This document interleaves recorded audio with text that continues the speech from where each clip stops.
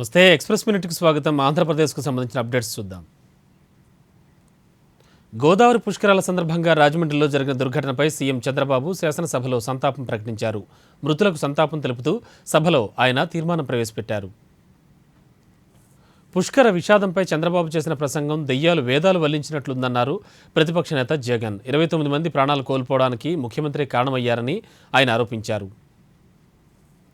ప్రత్యేక హోదా కోసం ఆత్మార్పణం చేయడం సరికాదన్నారు ముఖ్యమంత్రి చంద్రబాబు. ప్రభుత్వం అన్ని విధాలుగా కృషి చేస్తోందని, ఎవరూ ఆత్మహత్యలకు పాల్పడవద్దని ఆయన కోరారు. ఇక ప్రకాశం బ్యారేజీపై నుంచి కృష్ణానదిలోకి దూకి ప్రేమ జంట ఆత్మహత్య చేసుకున్నారు. మృతదేహాలు నీటిలో తేలుతుండటంతో గమనించిన జాలర్లు పోలీసులకు సమాచారం అందించారు.